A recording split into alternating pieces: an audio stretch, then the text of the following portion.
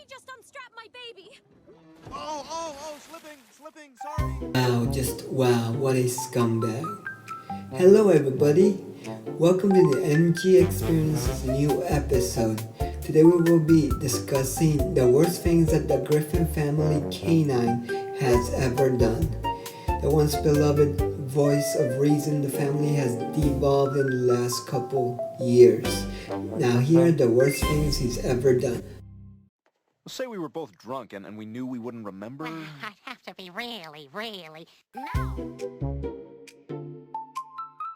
Alright, there's no strange coincidence that Brian has had the hots for Lois ever since the beginning of the series, but his feelings were genuine then. Now it's become more of a sexual addiction. In the perfect castaway, it delivered their relationship. A little bit while Peter was thought to be dead, they were temporarily married. But in season 6, his play it again, Brian tried to show a scummy side by trying to force himself into Lois. I mean, Lois isn't innocent either. She's done a lot of horrible cheating, but we'll get to that in another time. So yeah, making a move on your best friend's wife, even after your best friend rescued you from certain death, as Quagmire put it together. That's kind of scummy, but that's nothing compared to what else he's done. Brian, did you hear that? Your son's gonna be a TV star. Brian? Okay, at number 9 we have using his son for personal gain. It is no question that Brian Griffin has devolved over the series over the years from being the voice of reason to a really bad dog. The thing is that we don't really know that much about his past before he met the Griffin family, but in the former life of Brian Griffin, it is revealed that he once had a relationship with a girl called Tracy Flanagan, which is kind of weird, because he's a dog. Anyway, we will talk about that later. But anyway, they had an unknown son called Dylan. In that episode, Brian tries to bond with his son after his son's being forced to stay with him. Even though Dylan has become really jaded over his childhood because he hasn't had any father figure or any loved ones there, it is revealed that he's misunderstood, and at the very end they bond over weed. Over time, at the end of the episode, it is revealed that Dylan had to go to help his mother and have a better life. But later in the series, in a later season, in an episode called Brian is a Bad Father, it is revealed that Dylan has been a child actor and that Brian has not been in contact with him and hasn't really had a chance to bond with him due to him being separated. Once he finds out that Dylan's been trying to contact him, he tries to avoid him, but when he finds out that his son is a famous child actor, he jumps in as an opportunist to see if his son could get him a job in the network so he can make money and meet more celebrity girls. But there's a lot of different things that happen over the episode and they end up fighting. Brian gets fired and that's what happens. Due to Stewie Griffin's interference, they have a bonding moment and they do eventually make up, but it doesn't really work that well because he's never seen again. So using your son for money and women just because he's got a better job, that's kind of scummy, kind of messed up. And using him for opportunity and for blackmail is really wrong. Brian Griffin has shown that he's an opportunist that doesn't even care.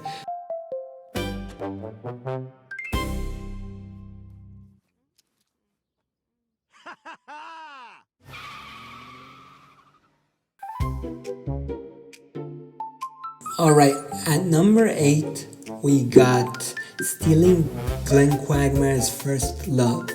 It is no secret that in the later seasons, Brian Griffin and Glenn Quagmire get into a big feud and become mortal enemies, sort of. So it is also revealed that in the episode Takes for Two, after Brian fails to go out with a girl and takes Quagmire's class, Quagmire reveals to him about his first love. So out of spite, Brian contacts his first love using Quagmire's class skills against him to date her and take him away from her. It is kind of messed up, and at the very end, Quagmire tries to get even by trying to get Brian's first and only love, which I will talk about later, and it turns into a big fight. So this is a really scummy move in a way, even though it's done out of pettiness. To steal your enemy's first love to spite him, I mean, I know I could see why he did it, but it's still kind of wrong. Even though they're enemies, it's still crossing a line trying to date your enemy's ex-girlfriend, or rather true love in the past. Oh my God. Stewie, what the hell? These are all my ex-girlfriends. Number 7, his toxic and psychological harmful relationship with women. Over the years, Brian has actually dated a lot of women in the show, which is kind of dog, because, you know, he's a dog, but he's a little horn dog, mostly based on the sex. He has had some girls that he's actually been in a good relationship with. Julian, the one that got away. But he's also dated controversial girls like Lauren Conrad from The Hills, his infamous adolescent love, Tori, a high school girl named Patty, and even a blind girl named Kate, who he actually tricked and lied to just to get laid. Anyway, there's another one that he has had a really toxic relationship with, but we'll talk about that later. Anyway, his toxic relationships with all these women has actually affected him, and it has also backfired with him when he's actually had sex with a transgender woman who used to be a man, and tried to go out as a couple with that he man, Quagmire's dad, but you know, that's really irrelevant anyway. So yeah, being scummy and opportunistic, using women for sex and having all kinds of toxic relationships with them makes this one of Brian's worst deeds ever. I don't... Heimlich maneuver. How do you do the Heimlich maneuver? Come on. Damn it, I've got one song by Heim on my phone, and every time I try to type Heimlich, it...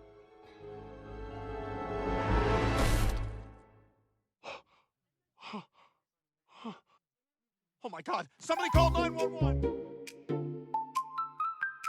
Okay, at number 6, alright, we have that toxic relationship I talked about, and it is trying to literally kill his wife. Literally, one of Brian's most scummiest moves is trying to get laid with a girl that got cancer. So, for a minute, he feigns to be in love with her, trying to get laid, hoping to have a really sympathetic relationship in the public with a girl that has cancer, supporting her. But at the very end, he just wants sex. Once it is revealed that she is cured and stuff, he actually turns out to be surprised, because all he wanted to do is just get married with her, and then after that watch her die slowly after having sex with her, which is really messed up in so many different ways.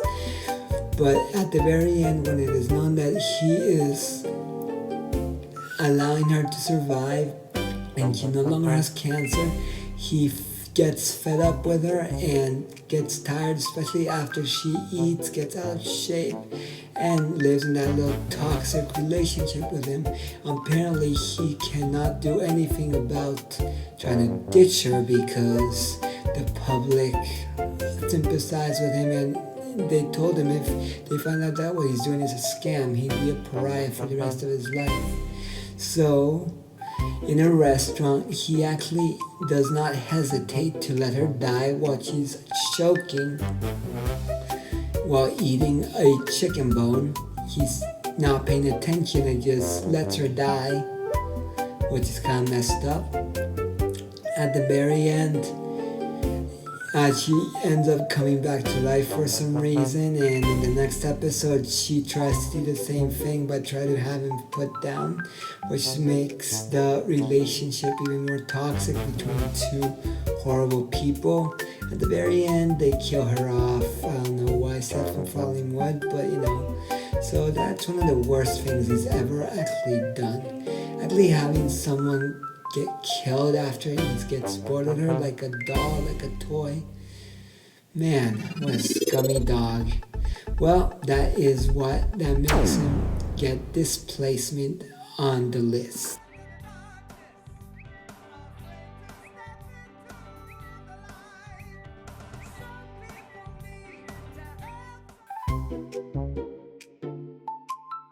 Alright, number 5 is his racism and controversial tweet in season 17.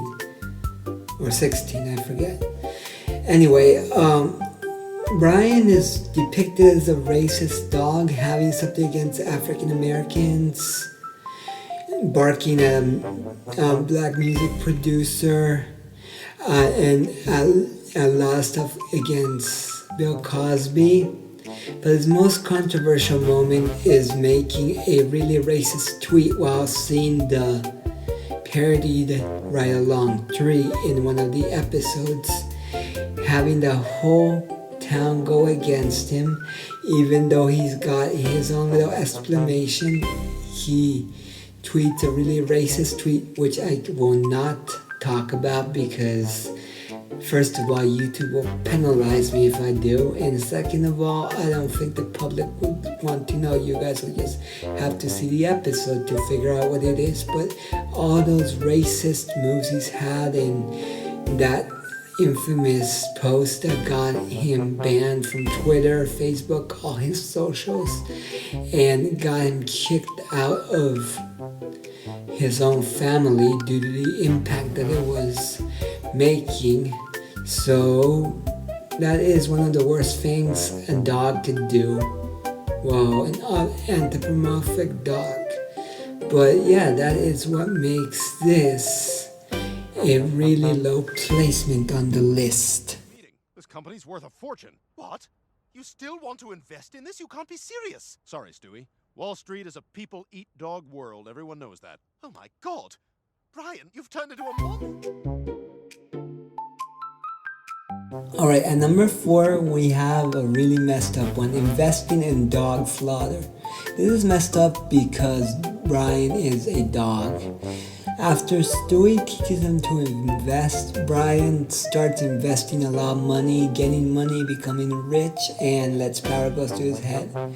But what he does not realize is the stock that he gets the most money with is investing on murdering other dogs and making them products for other people. So you can call it like dog genocide, dogicide, whatever you want to call it. And it is pretty messed up. Trying to invest on your own race's murder and assault. That is wrong. Close the lid. Brian, what are you doing? I'm hiding from Quagmire for a few more hours. After that, he won't be able to pull out of that deal. And if anybody knows how to pull out, it's Quagmire. Okay, at number 3, we got scamming Quagmire. Even though those two are enemies, Quagmire still is a really good person.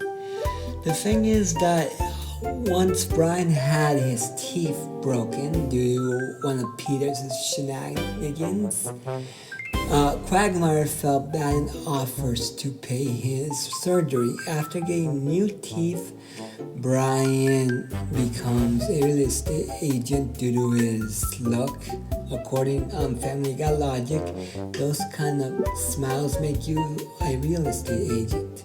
So, being a really good real estate agent, his boss actually challenged him to sell a really bad condo. So he tries to use a sucker to do it on, and he chooses Quagmire, the same person that actually paid for his surgery. So scamming someone that's done something good for you, even though you have a really bad relationship with them, is wrong. Really, really wrong. That's why this scummy deed makes it number 3, the bronze. Oh my God, look at you! You're more herpes than dog! Okay, fine, I admit it, I gave you herpes. You bastard! Taking the silver at number 2, we got giving Stewie and Chris herpes. So basically, this one's pretty straightforward. After the whole development between Stewie and Brian's relationship over the series, Stewie wants to be his blood brother. He gets herpes, and he later finds out that Brian has herpes, cursing him for giving him that without letting him know. So they get back at him, ruining one of his potential dates and blaming him for all the stuff. Even though he gave him herpes, it never is confirmed that goes away. It is told that it comes back during Stewie's teenage years. But yeah, giving your family members herpes is so messed up in many different Wait, ways. let me get this straight. You, without asking, read something I wrote? Then thinking I was revealing all my most intimate wants and desires, you thought that you could exploit what you read to seduce me? Okay, at number 1, here's what it is. It is his hypocrisy. But it's hard for me to explain it. So I'm gonna let Glenn Quagmire explain it for me. You are the worst person I know. You constantly hit on your best friend's wife. The man pays for your food and rescued you from certain death, and this is how you repay him? And to add insult to injury, you defecate all over his yard. And you're such a sponge. You pay for nothing. You always say, "Ooh, I'll get you later," but later never comes. And what really bothers me is you pretend you're this deep guy who loves women for their souls when all you do is date bimbos. Yeah, I date women for their bodies, but at least I'm honest about it. I don't buy them a copy of Catcher in the Rye and then lecture them with some 7th grade interpretation of how Holden Caulfield is some profound intellectual. He wasn't. He was a spoiled brat. And that's why you like him so much. He's you. God, you're pretentious. And you delude yourself by thinking you're some great writer, even though you're terrible. You know, I should have known Cheryl Teagues didn't write me that note. She would have known there's no A in the word definite. And I think what I hate most about you is your textbook liberal agenda. How we should legalize pot, man. How big business is crushing the underclass. How homelessness is the biggest tragedy in America. Well, what have you done to help? I work down at the soup kitchen, Brian. Never seen you down there. You want to help? Grab a ladle. And by the way, driving a Prius doesn't make you Jesus Christ. Oh, wait, you don't believe in Jesus Christ, or any religion for that matter, because religion is for idiots. Well, who the hell are you to talk down to anyone? You failed college twice, which isn't nearly as bad as your failure as a father. How's that son of yours you never see? But you know what? I can forgive all of that, all of it, if you weren't such a bore. That's the worst of it, Brian. You're just a big, sad, alcoholic bore. So yeah, that is why he is a hypocrite. He doesn't follow through on what he does. He always makes a lot of different mistakes, and he's always in the wrong. That's what makes Brian Griffin's number 1 spot a hypocrite, judging other people for his own mistakes as well. That's the number 1 worst thing he's ever done. So yeah, so those are the top 10 scummiest things that Brian Griffin has ever done. I can't believe he's fallen this far. So what about you guys, you Family Guy addicts? Tell me, what do you think is the worst thing the Griffin Canine has done? Please let me know. Put it down in the comments below and let's talk about it. See if I missed anything. Please don't forget to like and subscribe, and I'll talk to you guys later.